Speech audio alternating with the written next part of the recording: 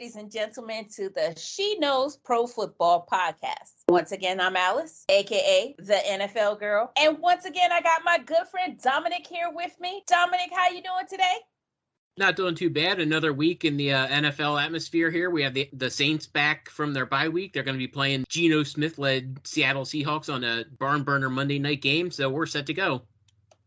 Let me tell you, I don't look forward to a lot of these games this week because there's so many injuries in so many of these games. But I mean, the season got to roll on, so we're going to roll right along with them. So we're going to start with our Thursday night matchup, which of course is injury plagued. We got the 3-3 Denver Broncos headed to Cleveland to face the massively injured 3-3 Browns. Dominick, who you got?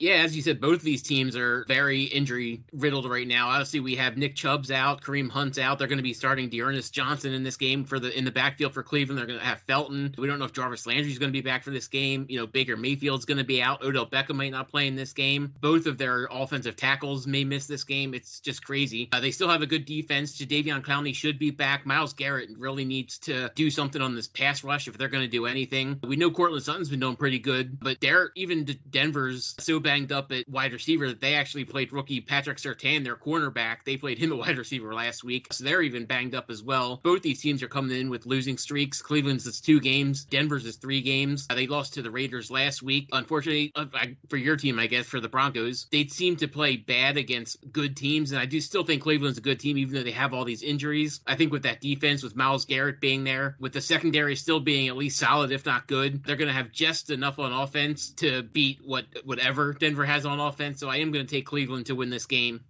Listen, Broncos have been on a straight 3-game losing streak. They have looked so bad in these games. And I understand we lost a lot of our receivers. Hamler's out and Judy's out and people are on IR, and that has been significant. It's been so detrimental. The team is on a straight slide. Browns, meanwhile, if it had been a longer week, it's likely that Baker could be starting. But on a short week, it was just in the best interest to go ahead and let him rest. So we're going to have Case Keenum in this game. Both their starting running backs are out. That's going to be insane. They may not have either of their starting receivers. So they're going to be playing with a lot of backups. But for that matter, so is Broncos when it comes to the receiving core. I'm not looking forward to this game. I'm going to be honest, you guys. As a Broncos fan and as someone who likes Kevin Stefanski and what he's been able to do there with the Browns, I don't look forward to this game because nobody's healthy. And I don't know how this game is going to turn out. However, it's Cleveland at home, and the way that they're playing up till now, can Case Keenum get them over the hump? Now, keep in mind, this is a Case Keenum revenge game, if you recall. I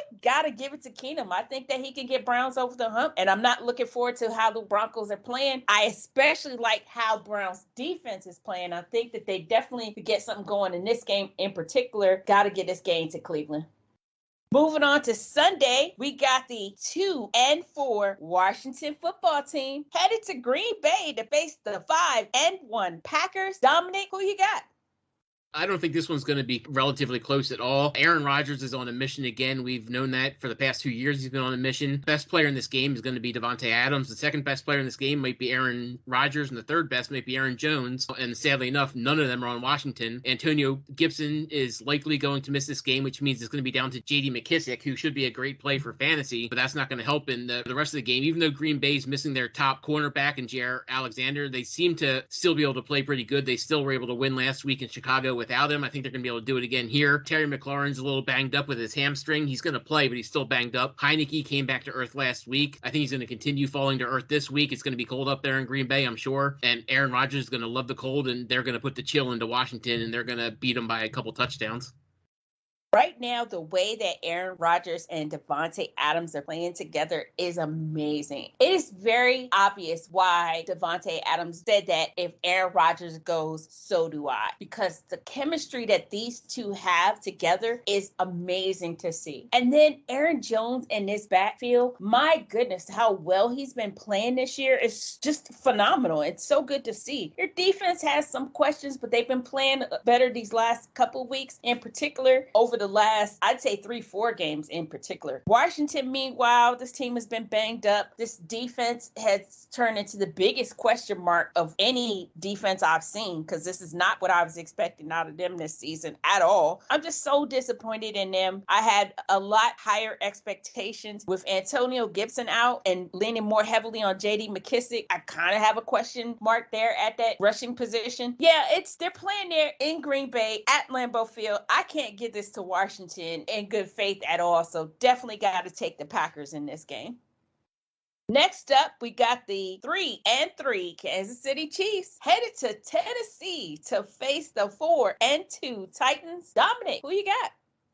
It's going to be a perfect letdown spot for Tennessee. They just won again against Buffalo this Monday night. We both thought Buffalo would win this game. We thought they were better than Tennessee. I still think they are better than Tennessee, but they just weren't able to get it done. Derrick Henry had 140 yards and 3 touchdowns. He could do the same thing again in this game because the Chiefs defense is just atrocious. The only thing as bad as the Chiefs defense, though, is the Tennessee Titans defense, and that's their pass defense. So with Tyreek Hill, they're going to have plenty of stuff to do here. They're going to have Travis Kelce as well, Patrick Mahomes. We wanted them to give Clyde Edwards-Helaire a lot of run. They never did. He was injured last week. They gave Darrell Williams 20 carries, which they should have been doing to Clyde Edwards-Helaire. So they're going to try and get the running game going as well. I think they're going to have too much for Tennessee in this game. It is going to be a high-scoring game. It's the highest over-under of the week. It's at 56.5 points right now. I do think they'll probably both get to 30 points, but I do think that Kansas City, just because of their offense, is going to win it by maybe 1 or 2 points.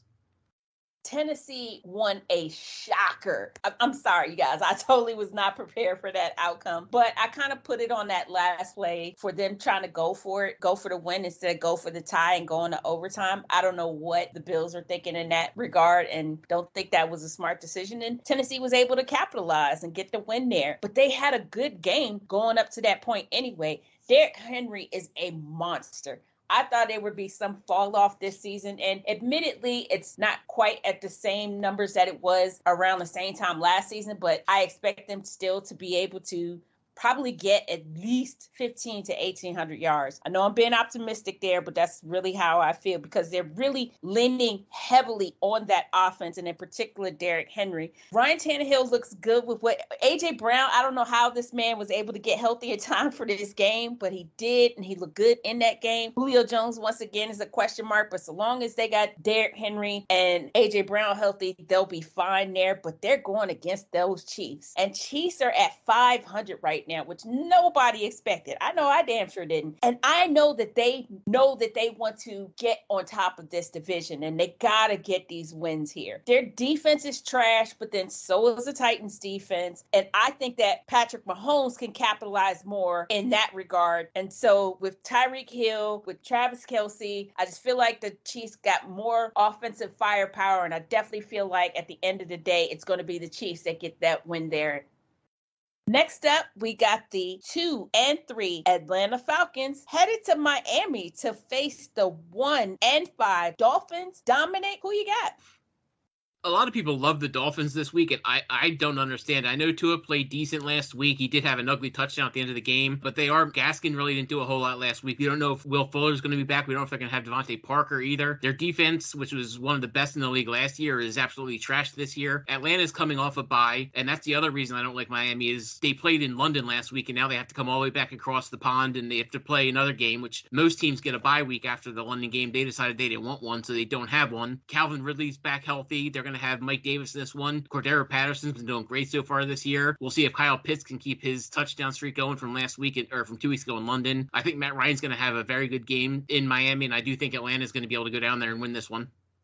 Miami is such a disappointment to me. And I don't know if I had very high expectations out of them, but I didn't expect them to already be at 1-5. Maybe I think I had higher expectations out of Tua. And I don't want to put it all on the fact that he was out with injury for a while. It's just something that I'm not seeing with this kid. There's rumors once again that they're trying to make moves to get Deshaun Watson there. I don't know that that is going to happen because of some legal issues, but that means that they're not completely sold on Tua. That tells you right there that they're not completely sold on this kid because there's something that's not clicking, that's definitely missing. You guys, I don't have faith in Miami. Atlanta is coming off the bye. They're going to be recharged and refreshed. They're not the healthiest team. I don't expect great things out of their defense, but they got enough to get it done against Miami. I have no faith in Miami anymore at all. I'm disappointed in what I am seeing in Brian Flores and what I expected that I was going to get and I'm not getting. So I definitely got to take the Falcons in this game. Next up, we got the 1-4 New York Jets headed to New England to face the 2-4 Patriots. Dominic, who you got? Yeah, who would have thought we'd be talking about this game and saying that the Patriots and the Jets were both terrible just a couple years ago, but that's what it is. We saw last time these two teams played each other a couple weeks ago, Zach Wilson had 4 interceptions. He may have that again in this game going up to New England this time. Mac Jones should play better. He played very good last time they played, had over 300 yards. I don't think he's going to get there this time because I think they're going to run the ball. It's going to be a really low-scoring game, I believe, but I do think the Patriots are going to win this one by probably a touchdown. I like this kid, Zach Wilson. I see some potential in him. I think that he has the potential to be the future QB there. It's not a good team. And his O-line is terrible. His defense I like Quentin Williams, but that's really the only player that I see anything out of from week to week consistently. It's so much missing and so many disappointing things with this team. Not that I had great or high expectations, but I at least hope they'd be better than 1-4 right now. But saying that, I kind of had better expectations out of the Patriots as well. Mac Jones has shown that he can go toe-to-toe with some of the top QBs in the league. He just can't get it over the hump, and I don't know what's going to take for them to get there. He does have something good going there with Jacoby Myers, though, which I like seeing. They're in New England with Bill Belichick, and the record that he has against rookie QBs there, I got to give this game to the Patriots on that alone. Don't have much more faith in Mac Jones than I do in Zach Wilson, but I have more faith in Bill Belichick and what he could do at Gillette Stadium. Got to give this to the Patriots. Next up, we got the 3-3 Carolina Panthers headed to New York to face the 1-5 Giants. Dominic, who you got? Yeah, the Panthers had a heartbreaker last week. They almost came back and won, and then they lost to Minnesota in overtime. Sam Darnold's played very good at the beginning of the year. The last 3 games, he's been playing pretty bad, and surprise, surprise, the reason he's been playing bad the last 3 games is because it's been the 3 games without Christian McCaffrey. So that maybe have something to do with it. McCaffrey, although everybody says he's the best player in the league, he's only played in 6 games in the last 2 years, so you really can't count on him going forward. That said, they still have DJ Moore, Robbie Anderson going back up to the Meadowlands, although be it playing against a different team, should be happy to get back up there though. And I do think Chuba Hubbard is a solid replacement for McCaffrey. He's obviously not 100% of McCaffrey, but even if he's 60 or 70%, I think that's very good. The Giants are still banged up. Sterling Shepard's going to be there, but Kenny Galladay's going to be out. Saquon Barkley is going to be out still. So they going to have to rely on Sterling Shepard for everything they're going to get. They still have Anthony Thomas, their left tackle, who was starting to play good. He may be out again. So it's going to be tough for them to do anything. And I just really like this Carolina defense, especially going against this Giants team that really has nothing even to play for at this point. I know it's early in the season to say that, but they stink. I think Joe Judge is probably going to be there for maybe one more year, and then he's done. Hopefully they get rid of Gelman this year, but it'll start with this game, and I do think the Panthers are going to finally get off the losing snide.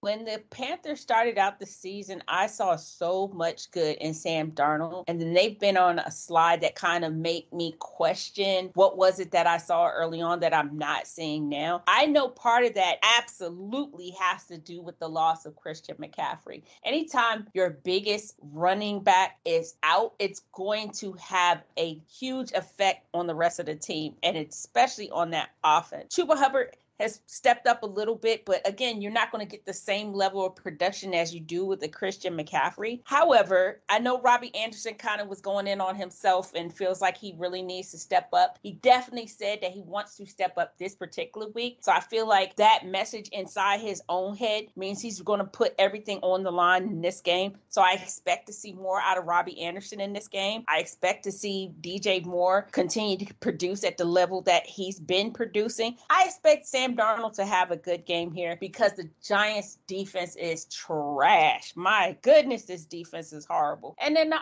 offense is not much better. I know part of that is the fact that they're banged up. Kenny Galladay's out, Saquon Barkley's out, Daniel Jones has been playing injured. It's just, I don't have high expectations out of the Giants anyway. That whole NFC East division is garbage, but in particular, the way the Giants are playing right now, it's nothing worth watching on television. Definitely got to take the Panthers in this game. Don't think it's going to be a good game, though.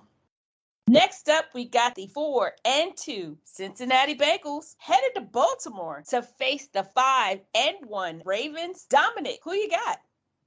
This is the battle for the division. The winner of this game will be leading the division based on the head-to-head record. Cincinnati was never expected to be here. Everybody kind of expected Baltimore to be here. Lamar Jackson's been playing good lately. We don't know if Latavius Murray's going to be playing in this game. He may be out. If he is out, don't expect anything from Le'Veon Bell, but you can probably expect something from Devonta Freeman, which is surprising to say. It's like we're back in 2014 or something. Marquise Brown's been playing pretty good. Obviously, we know that the big guy here is Mark Andrews. He's Jackson's favorite target. He's going to continue to be. Cincinnati's defense has been playing pretty good, although it's been against some bad teams, including the Lions last week. But their offense is doing great, and Joe Burrow's been able to throw the ball a lot more in the past couple weeks. He's up to 33 average attempts per game over the last 3 weeks. He's been running the ball a little bit more as well as he gets healthier. Jamar Chase is doing good things there. I really like him. I'm actually going to take a surprise here. I know the Bengals usually don't play good in division. They usually don't play good, period. But for some reason, I just have a feeling that they're going to be able to do something this week, and I still don't really trust the Baltimore Ravens, so I'm going to take the Bengals to go into Baltimore and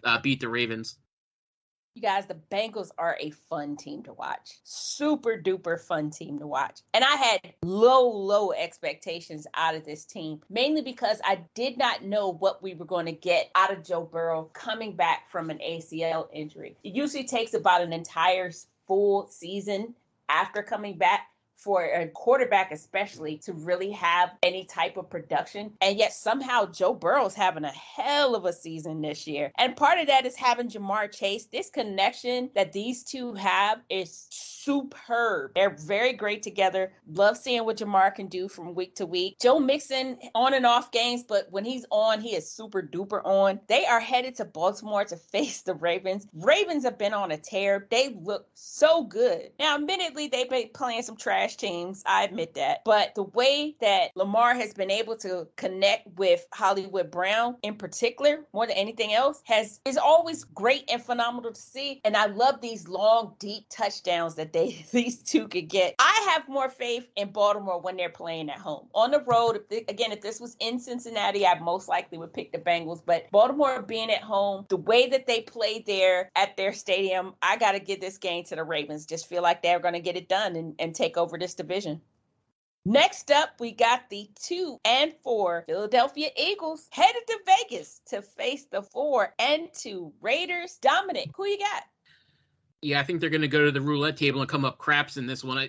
The Raiders, for some reason, they play very good at home. They seem to have a really loyal fan base there, which is surprising considering they just got there. This isn't my fantasy play, but Miles Sanders should have a really good game here. So I would start him if you have him on your fantasy team. If he doesn't perform this week, I think you can almost cut bait, but I think he should have a very good game this week. I also like Jalen Hurts this week. I think this is going to be a close game. Derek Carr should also have a very good game. Of course, Darren Waller should do well as well. We'll see what Josh Jacobs can do. He should have a monster game also against the Eagles defense, which seems to bend but not break. So you may not get a touchdown out of Jacobs, but you may get a lot of yardage. This is going to be a higher scoring game than many people may expect. I do think it's going to get into the 50s. I think the Raiders are going to be able to pull it out by maybe a field goal, though, just because they're at home. I like watching the Raiders play at home, and I'm not a Raiders fan, but I like watching them play at home. Maybe part of it's the stadium is just amazing, but definitely like the way that I'm seeing Derek Carr play this particular season, and I like seeing him in particular with Darren Waller. I know this is his tight end, but Darren Waller is just an all-time, one of the best tight ends in the league currently. And so I like what I'm seeing. Josh Jacobs, love this kid in the backfield. Cannot wait to see what he's going to do on Sunday there. Oh my goodness. As as much as I have hopes that Philly will be able to do something, because again, I like Jalen Hurts. I do. I think the kid has promise, but his O-line is terrible and they're not protecting him. I'm hoping that they finally get this daggum running game going with Miles Sanders so that we don't have to lean so heavily on Jalen Hurts, and hoping that him and Devontae Smith can hook up enough times to overcome the fact that they aren't utilizing their running game. But their defense is so bad that there's no way possible that they're going to get past the Raiders and this high-flying offense and what they're capable of doing. So, yeah, I got to give this game to the Raiders. Next up, we got the 0-6 Detroit Lions headed to Los Angeles to face the 5-1 Rams. Dominick, who you got? This is going to be an ugly game. I mean, it's not even really much to talk about here. The Lions have the worst run defense in the league. They're going to get run all over here. Sean McVay wants to show that there's a reason he traded, for Matthew Stafford to get rid of Jared Goff and gave him a bunch of first-round draft picks to do it. Stafford's going to want to prove what he can do without Detroit. This game could get ugly early, and it could be like a 40-0 game by the end of the time it's over.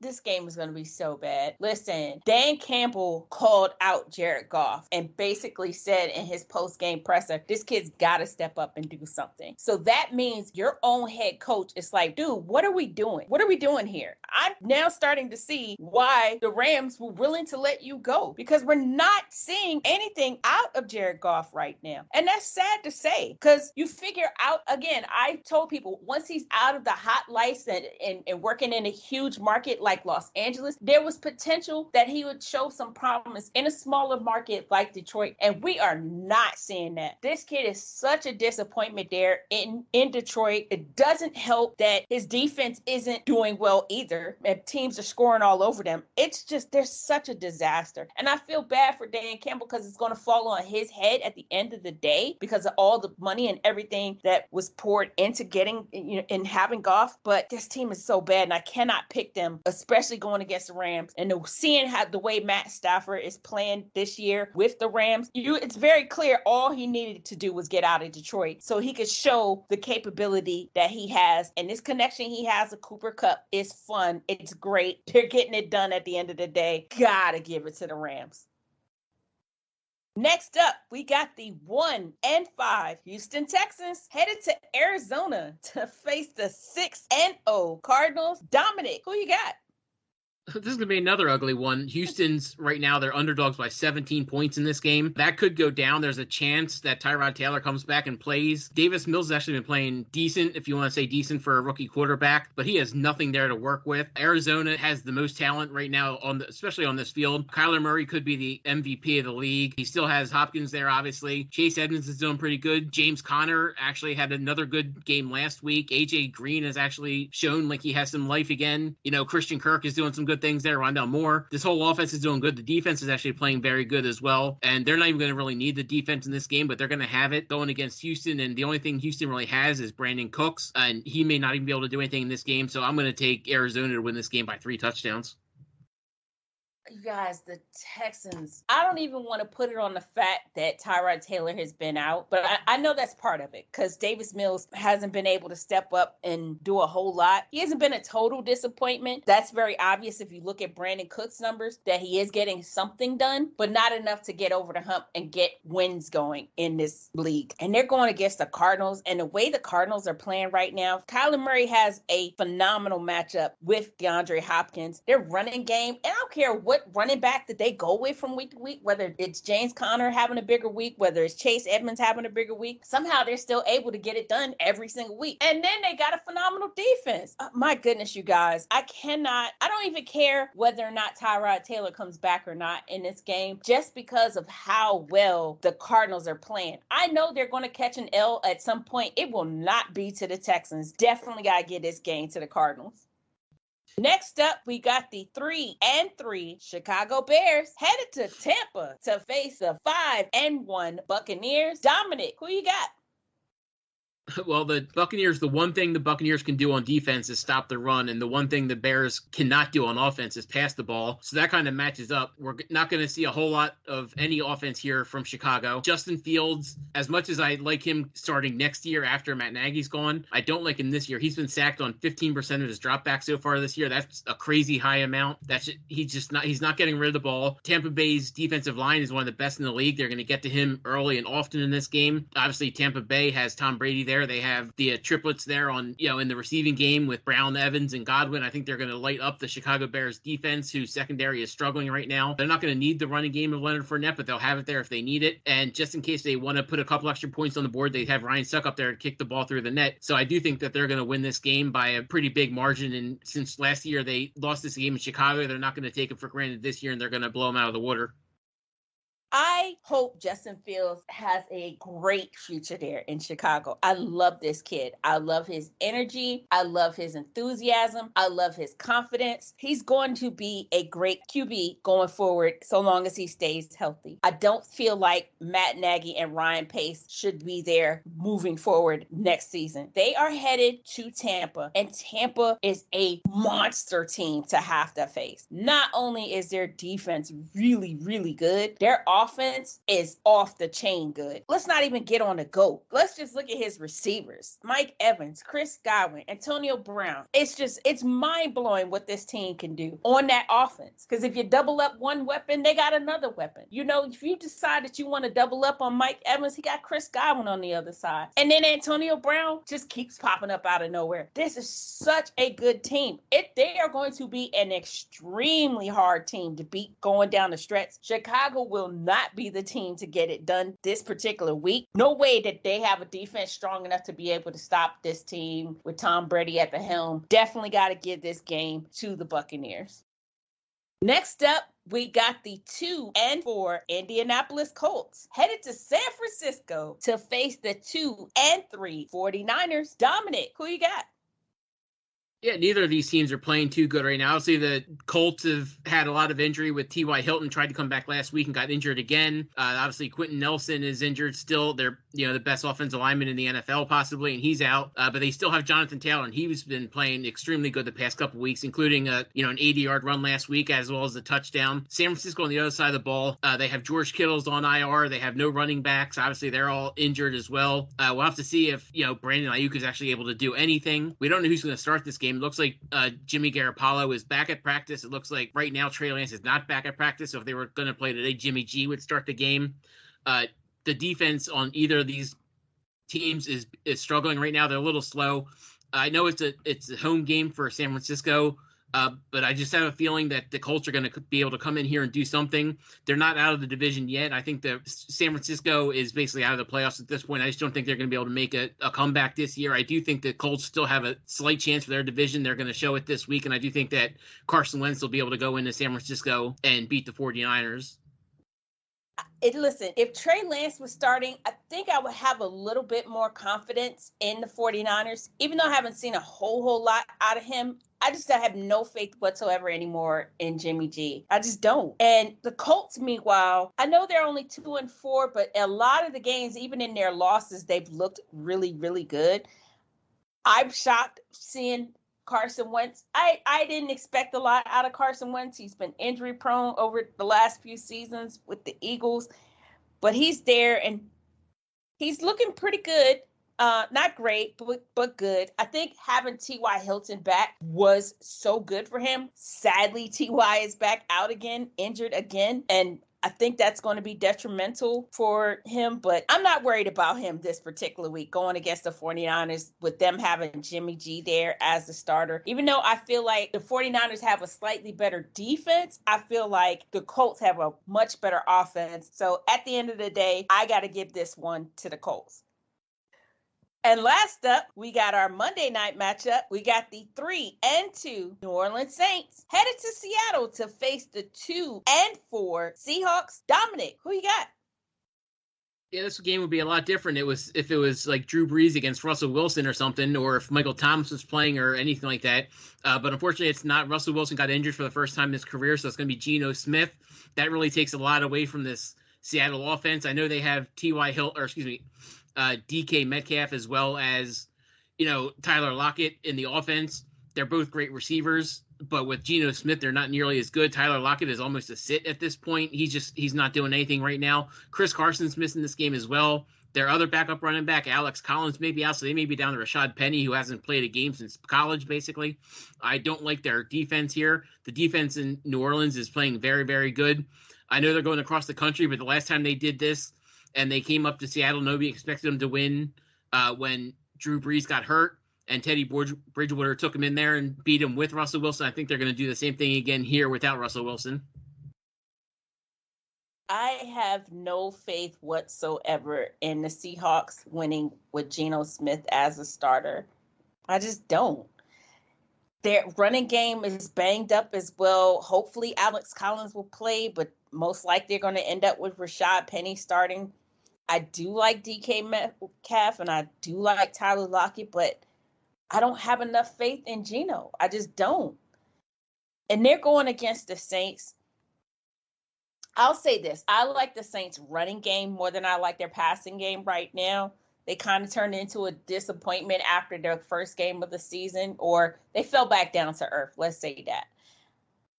Going to Seattle. Now, again, as Dominic said, if this was like a Drew Brees versus Russell Wilson, it would be a more interesting and a higher flying, higher scoring battle. But with Jameis Winston versus Geno Smith, don't expect a lot of that. But I feel like I can depend more on the Saints running game than I can on the Seahawks running game. So for that reason alone, and only that reason, I'm going to give this game to the Saints. Well, you guys, that's all of our matchups. Dominic, give me one start and one sit in fantasy. Oh, yeah, we're going to go coast to coast on this one. For the start, I'm going to go to New York and go to the New York Giants. I already mentioned that Kenny Galladay is going to be out of this game. Saquon Barkley, we already know, is going to be out of this game as well. Sterling Shepard came back last week, had 14 targets, even though they lost big to the Los Angeles Rams. He still had 14 targets. He could get 14 targets again in this game as the only receiver out there. So if you're able to pick up Sterling Shepard, or if you're playing in DFS, I would certainly try and get Sterling Shepard and start him. For a sit, somebody else we talked about on the other side of the country that actually has been having a pretty good year, but they're going to be the only person on the field for their team this week, and I don't like the matchup they have against Arizona, is Brandon Cooks. We don't know who the quarterback's going to be, whether it be Davis Mills or Tyrod Taylor. I just don't like the matchup they have. I don't think their offense is going to do good, and if I had a way to get away from Brandon Cooks in this matchup, I would certainly sit him on the bench for a week. Always good advice coming from Dominic. Well, you guys, that's all the time that we have. Want to thank everybody again for listening.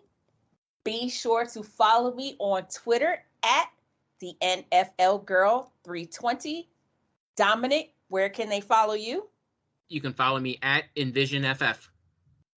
You can read more of my work on SheKnowsProFootball.com. Dominic, where can they read your work? You can read my work on rotoballer.com, theathletic.com, and expandtheboxscore.com. That's all the time we have, you guys. See you back here next week.